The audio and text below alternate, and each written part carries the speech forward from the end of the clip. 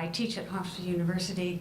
I am a long-standing poet, and I propose a bit of an experiment. So because we attend to words here and semantics, and because we think about time and space, I invite you to read my poem first. I'm going to actually give it to you.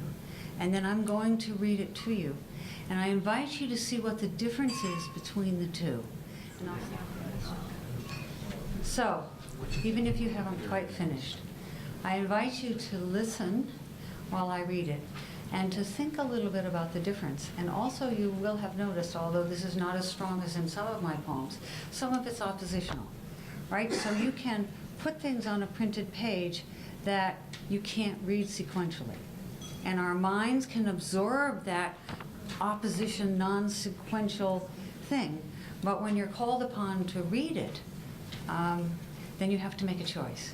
And an interesting thing about this is I often make different choices when I read it. So, immersed in the global village, in a circus of messages, blessed and beguiled, so much magic everywhere. If we're lucky, we hear the huckster. We listen to a backward barker, McLuhan. McLuhan draws us in to draw us out, shows us he's hard to hear, so little signal, so much noise. Shows us the gaps, the holes in our lives, the electrical loneliness, the isolation of too many symbols, too little flesh. With a whiff of popcorn, the smile of a pop culture icon, a hint of Roman Catholic incense, the pain of an outcast academic. McLuhan shows us the disconnections in connections.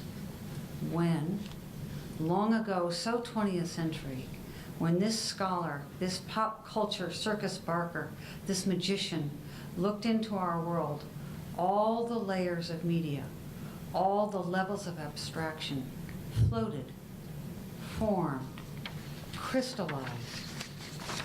When he looked, when McLuhan looked, all the layers of media, all the levels of abstraction floated, formed again. But, quite astonishing, Schrodinger's cat, neither alive nor dead, in his seeing, did not freeze, formed again, in his seeing, and again, as he needed, as we needed.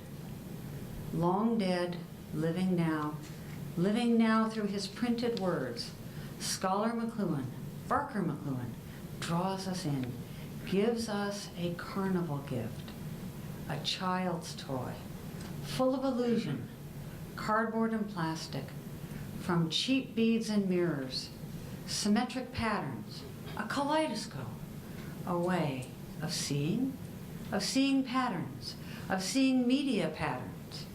Take a breath. Turn the flimsy cardboard ring at the end, see the magic.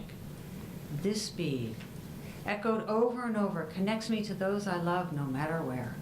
This bead shows my parents' love letters, love reflected over and over. This bead, jitters and judders, multiple messages mirrored, seismic shocks, meeting shatters. This bead, this bead, though obsolete, nothing is lost. History, learned or unlearned, is reflected, remediated, or repeated over and over. It grows dark. After all, it has been hours, ages, since Toto pulled the curtain back. Evening comes. Media epics end. The circus tents are folded. The wizard retreats to Kansas or Toronto. Even so, new beads in the old kaleidoscope. New beads in the old kaleidoscope. New beads reflect all the old connects and disconnects. New beads reflect all the new connects and disconnects. In the magic reflections of McLuhan's old, new kaleidoscope, in the beads of new messages, refracted and reflected, repeated and remediated, we can see. As the beads shift, we can hear. that we create, that we are, messages of ourselves and the now universal village.